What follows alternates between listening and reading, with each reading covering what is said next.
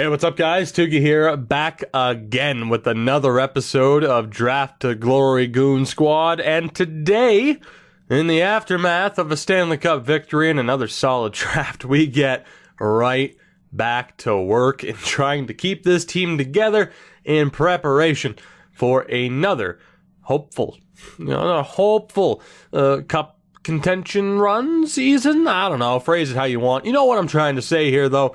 We are trying to keep this team intact as best we can to hopefully continue to challenge for titles.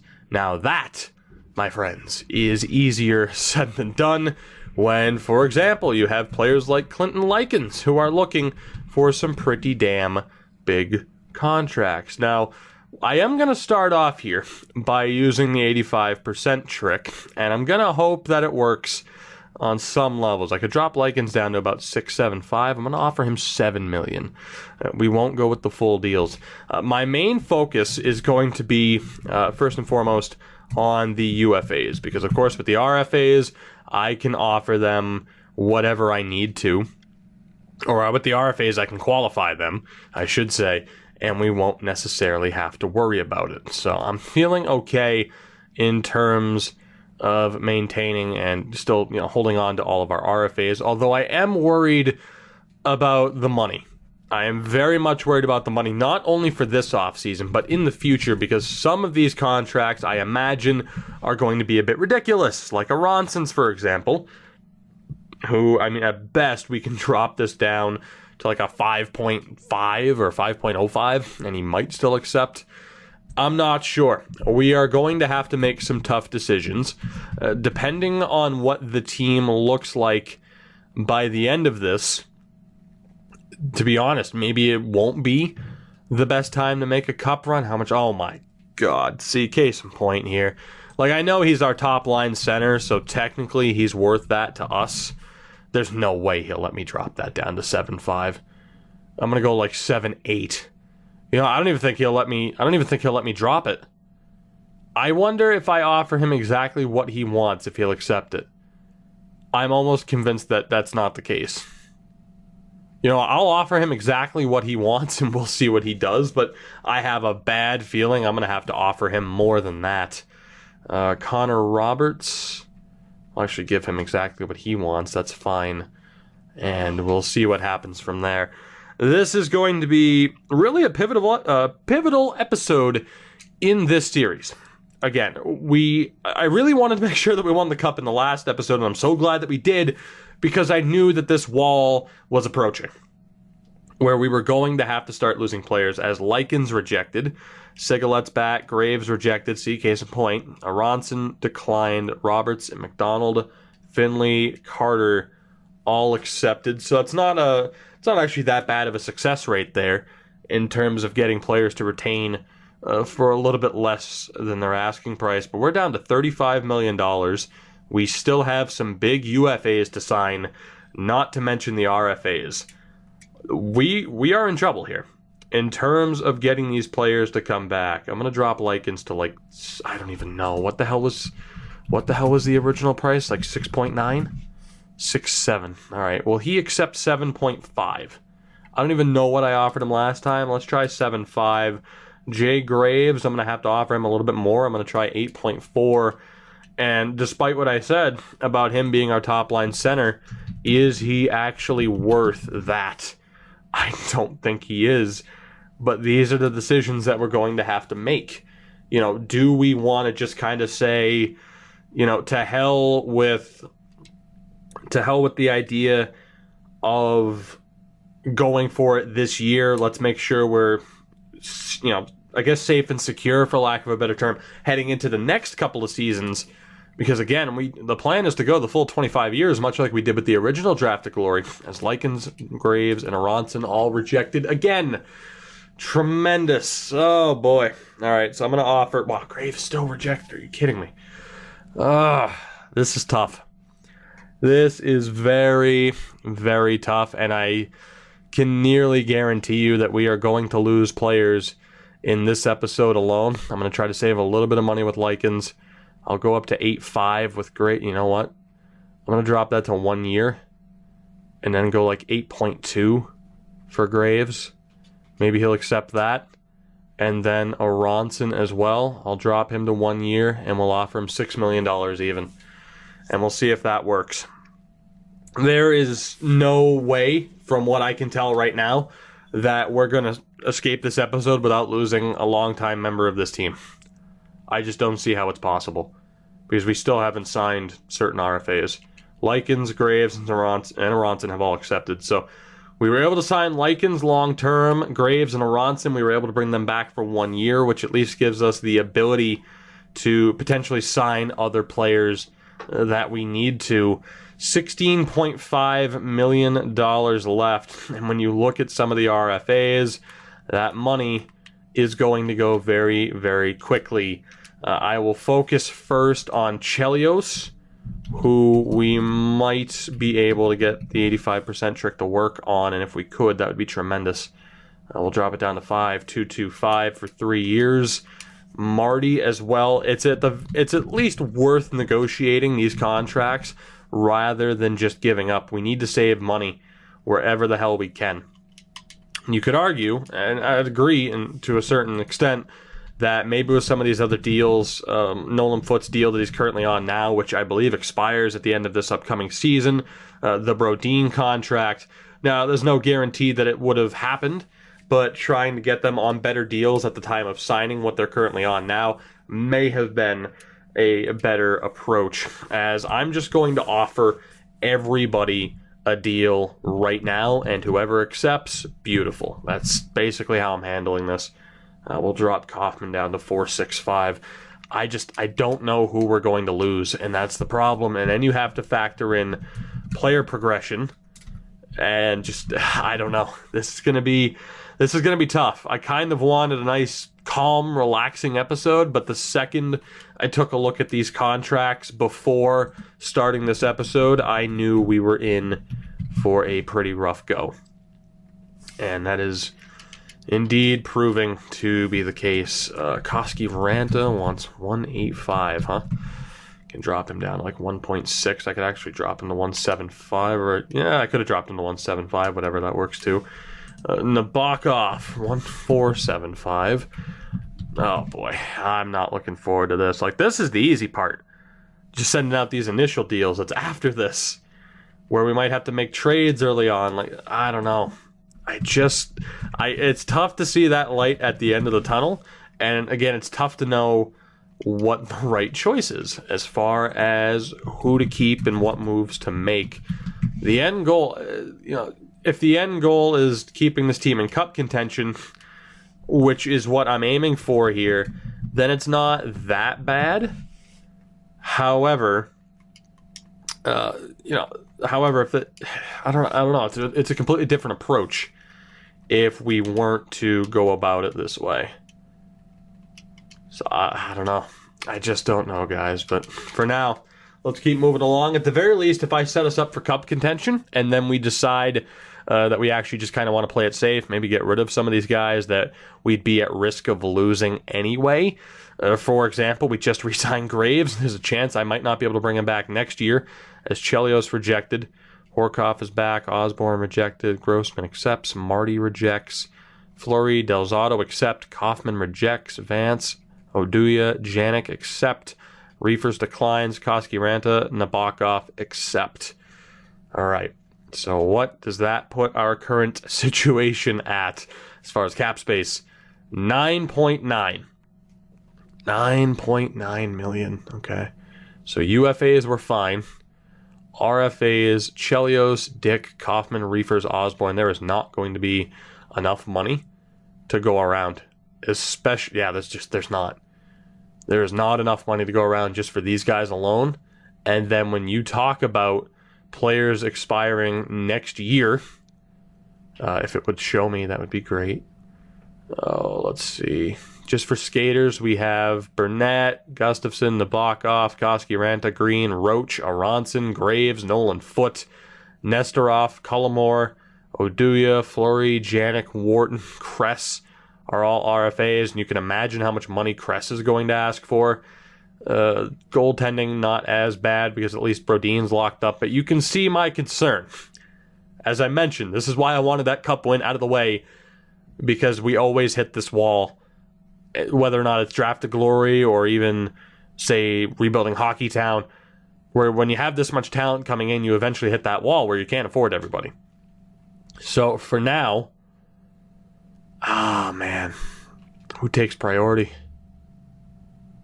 Who takes priority? Let's see if Marty will accept 3x5 or 5x3, call it what you will. Kaufman, I'm just going to send out these deals.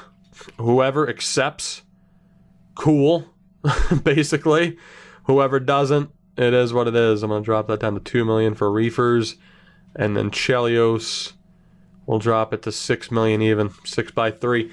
Let's see who accepts. First come, first served, because the other guys are going to be qualified anyway. I'm definitely torn on how to approach with this episode. I mean, maybe I'll change my mind and you guys will be able to tell. As Chelios accepts, Osborne accepts, Marty accepts. We could not sign the other two, though. So they will head into the free agency period under qualifying offers, as we only have $1 million left to spend. Oh, boy. All right, Kaufman, qualify. Reefers, qualify. There we go. So my next choice here, as I'm still so indecisive, is what do we do when it comes to these players? Let's say I can't trade anybody right now, for example, right? So really the only thing I can hope to do, I have two options. Sim to the preseason and hope that neither player gets a qualifying offer, or I make a trade right now, get rid of somebody, and hope that I can sign those guys for a little bit cheaper than what they'll probably get for an offer on the open market. And to add to that, for example, Kaufman wants under 2. Reefers also wants under 2.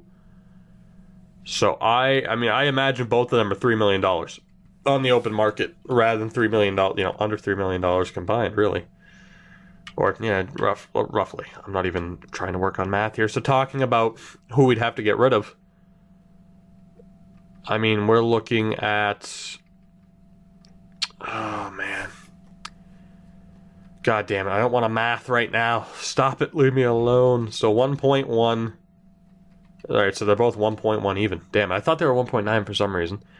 Alright, so we need to clear out $1 million. $1.1 million, $1.2 million worth of space. Which honestly isn't that difficult. Koski, Ranta, Gustafson, Green. Here's the problem. We're going to have roughly $48 million. We're going to run into the same problem next year, if not worse, because of Ronson, Graves, Foote, Kress.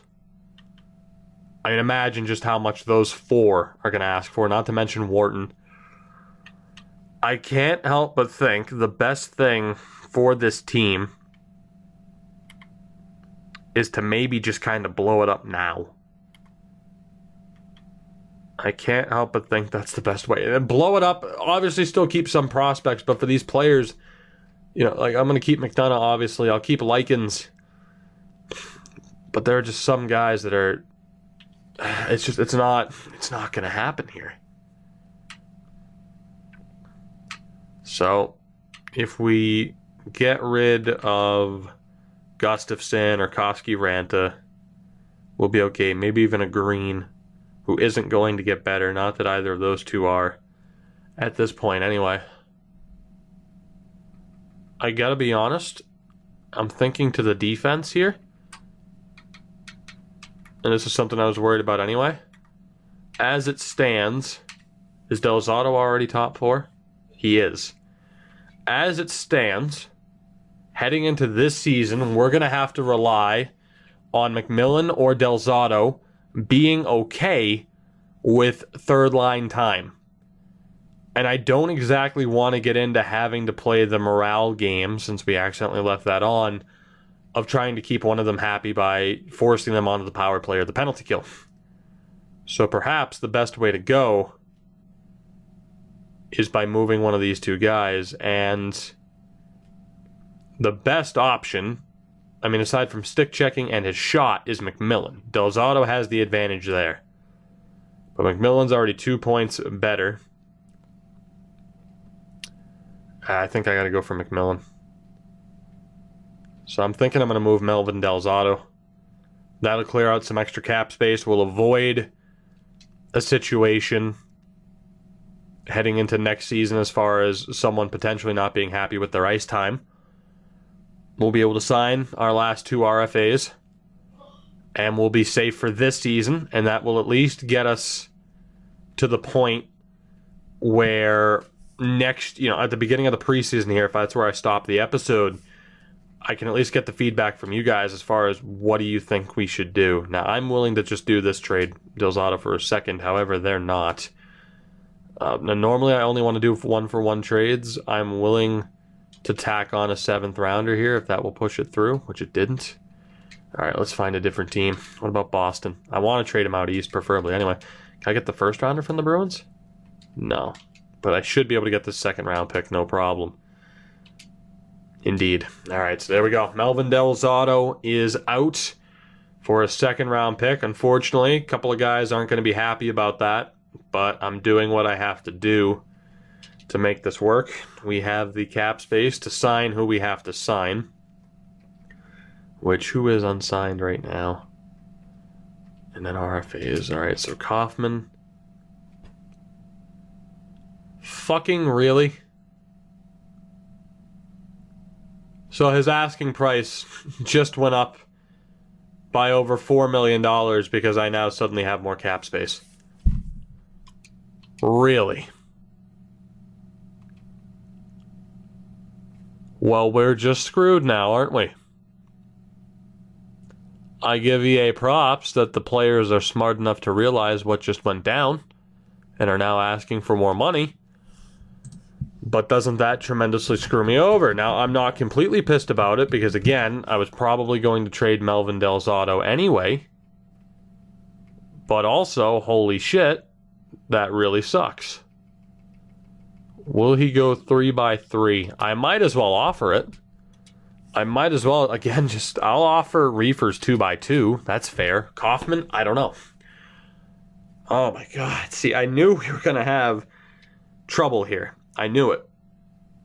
I knew we were going to have trouble. Oh, boy. All right. Let's see what happens. So, Kaufman rejected anyway. Reefers did accept. So now at this point, I need to either trade to make room for Kaufman, or I accept whatever qualifying offer comes in for Kaufman.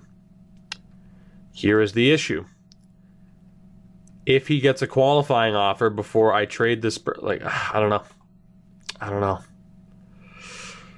How much does he want?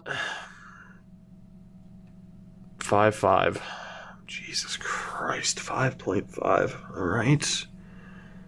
You see what I mean here about these potential struggles and how, just the navigation to figure this out and to keep the majority of this team together instead of just saying, okay, we won with the majority of this core. Let's move on, keep our core players and rebuild around them.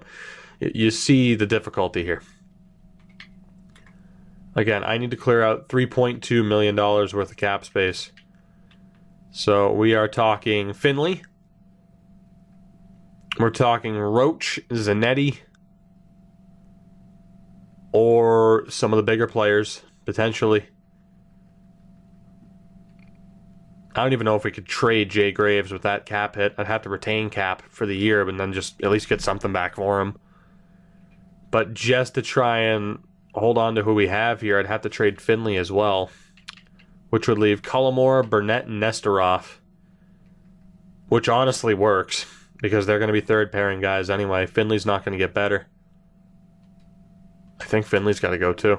That's the only way I make this happen. And to be honest, again, the only reason why I'm content with doing this is I feel as though this decision, this move would have to be made anyway. Oh my God, Vancouver. And people say I pick Horde. Jesus.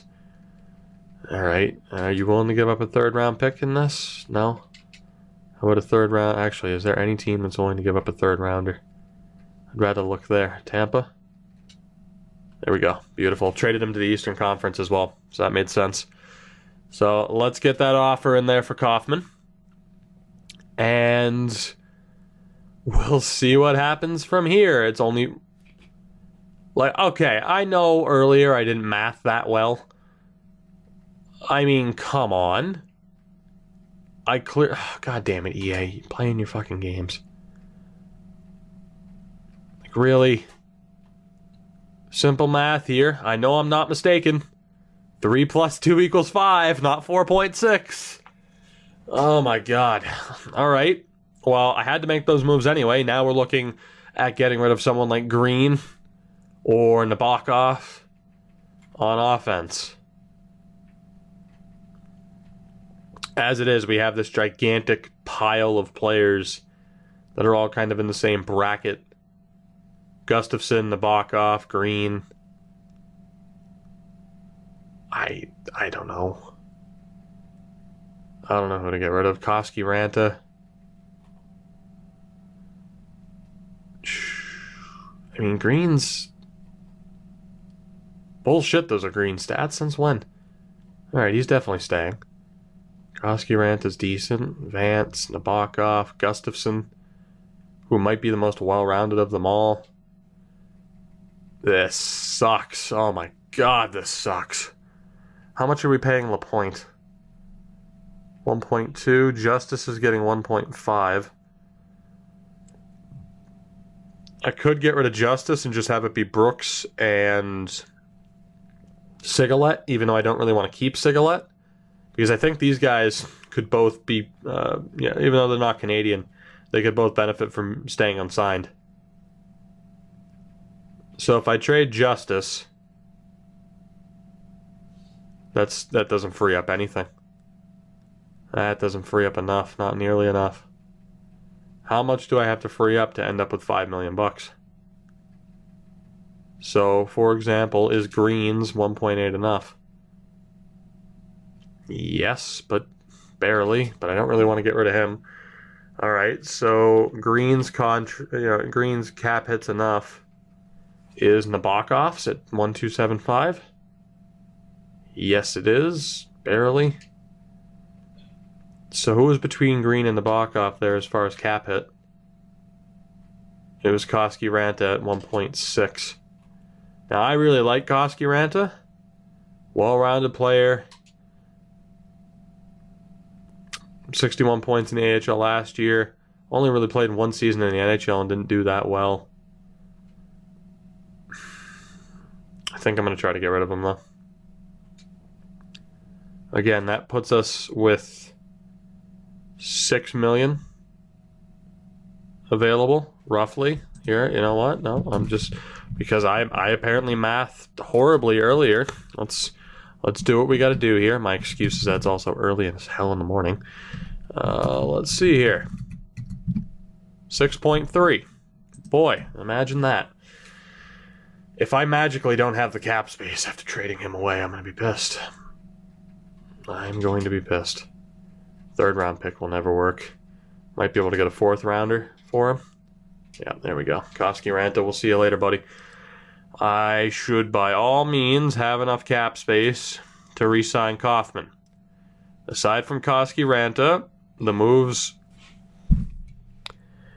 oh my god. Aside from Koski Ranta, the moves we have made have been reasonable.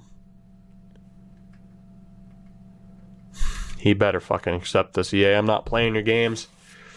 I'm not playing your games where I can't manage who's in the AHL and who's in the AHL, and as a result, that takes effect on what the cap situation is during the off season. I'm not doing this. Come on. He better fucking accept this deal. Come on. How many more players do you want me to get rid of because you just randomly decided? Thank you, Kaufman. I fucking appreciate it. You just saved me a decent amount of frustration. So again, we have moved out Finley, Delzato, and Koski Ranta. The team for now is intact. Those were the early casualties of the cap hell that we are going to continue to find ourselves in. As I mentioned, however, The big question now is, what do we do moving forward? I think for this episode, I'm going to get you guys... Even then, I don't want to get you guys a look, as we had to sign a defenseman, apparently. I don't want to get you guys... It wasn't even us. It was the AHL team signing the defenseman. I don't want to get you guys a full look at what this team would be, because I don't want to get rid of some unsigned prospects yet, because we might need them all, depending on what we're doing. If we are, in fact, kind of tearing it down a little bit and going under a retooling. It's so tough to want to do that after winning one cup. However, I'll throw this out there and say, look at what happened to the Bruins of 2013. If we fail and come up short, we're going to lose players and only have the one cup to show for it, as opposed to... it's basically our option. That's pretty much the best way I can sum it up. We go like the 2013 Bruins. We already won a cup. Let's go for another one. And yeah, we're going to have a bad time in the aftermath. We're going to lose players. It's going to be rough. We might miss the playoffs for a couple of years. Or we avoid that situation now. You know, we embrace that situation, I should say.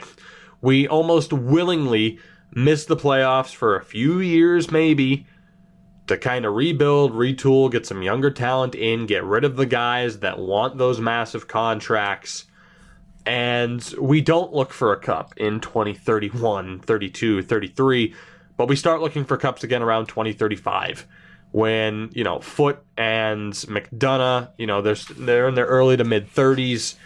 We'd still be in their time frame. If we go all out this year and lose, we know it's going to get bad. Again, Nolan Foote, how much money is he going to want? At least the same amount. Same as Jay Graves. Again, we have $47 million to spend next offseason. Let's see what the hell that works itself out towards. Why not? Still got the old calculator app open. Let's see what this works out to. So say, for example, Nolan Foote still takes the same contract next year. Jay Graves takes the same deal. Ronson as well. We'll go Roach. Now again, this is perfect scenario where nobody asks for a raise. And you know that's not going to happen. What would we be down to in terms of a cap hit?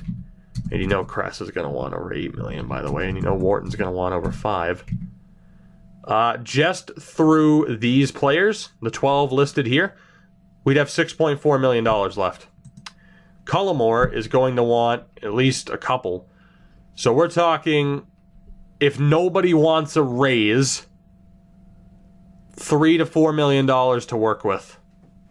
At best. If nobody wants more money than what they're making now. We can't afford that. We are going to have to lose players. And then talking about the players who are up the year after that, Reefers, McDonald, Zanetti, McMillan. The year after that, Horkoff, Marty, Kaufman, Chelios. I mean, Likens, McDonough, and Brodin are really the only players locked up full time right now. It's so tough because this is a very, very crucial point in this series where we have to make this decision. We are not going to be able to keep everybody. We are going to outright lose players. Unless, there were a couple of RFAs, so I might be able to make it work next offseason, especially if some players want to take a pay cut. I could focus on the UFAs, at least qualify the RFAs, and then trade away the UFAs and hopefully sign the RFAs. But that's just putting off, that would just be doing essentially what we're doing right now. The only difference is, maybe we win a cup, but there's no guarantee. There's also no guarantee that strategy would work because, again, we don't know how much more these players are going to want. So that is the decision that we have to make right now. Do we want to be the 2013 Bruins? Go for it and deal with the consequences? And hopefully not fall short. Hopefully at least have another cup to show for it. And then willingly accept that, okay, we're going to lose players for nothing, or do we retool right now? We get rid of some of these guys that we know will be asking for more money than they honestly should be making, potentially including a Jay Graves, even though he has provided a great 1-2 punch with Nolan Foote.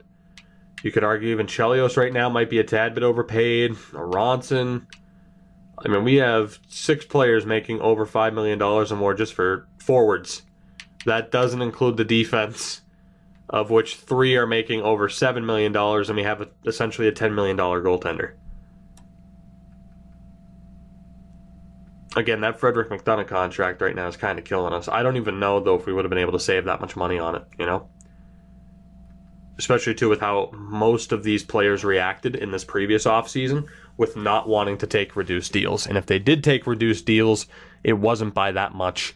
And it was mainly, if I'm not mistaken, it was mainly, you know, the players who were only asking for a couple of million rather than 5+ who were willing to take a decent reduction in that salary demand, as opposed to, you know, like $1 million or $500K just to make it a nice round number. So, as much as I would have loved to have simmed through a season here, I think we have to call it now, because this is a major point in this series. Again, we are coming off that Stanley Cup win. We are still in a prime position to compete again this season. It's just whether or not we want to do that, knowing full well that there will be consequences if we fall short. There will be consequences regardless, but without a doubt, we will have to win a cup. Because if we don't win the cup this year, the consequences may not be worth it, because those consequences would set us back quite a while. It would set us back a few years, as opposed to, if not longer, as opposed to if we kind of just do this now on our own. Again, you look at our defense, Cullimore and Nesterov did improve, so I would have had the morale issues. That is the choice. I mean, the team's looking decent, Nesterov and up. The NHL, the AHL, Burnett, Carter, Grossman, Kuleshov, Afanasenkov, and then one of these players from Marco down. Not sure who that would be. Probably Marco himself. So we'd get rid of these 4 guys. Although, that's if we go for it. If we don't go for it and we get rid of... To be honest, I'm not even sure who we'd get rid of on defense. It would mainly be forwards. So I think these guys would be SOL anyway. I don't know. We could sit here and ponder this for another 15 minutes. I think now, though, is the right time to call it. You guys know the option at this point. I've laid everything out as far as what we can do, the different roads we can take. It's just now a matter of what decision we go with. Again, do we go for it, or do we take a few years kind of out of true contention, out of that spotlight, knowing that maybe even Marcus Brodin and the core we'd have intact could drag us to the postseason? You never know. Crazy things have happened. Oh, man. Anyway, that'll do it for this one. I hope you did enjoy. If you did, you know what you can do to support the video and the channel, and any and all support, of course, is greatly appreciated. Links are in the description to my Twitter and Twitch. Give me a follow on both of those platforms if you have not already done so. And until next time, which one way or another will be a game-changing episode. Until next time, have a good one. Take it easy. I'll catch you later. Goodbye.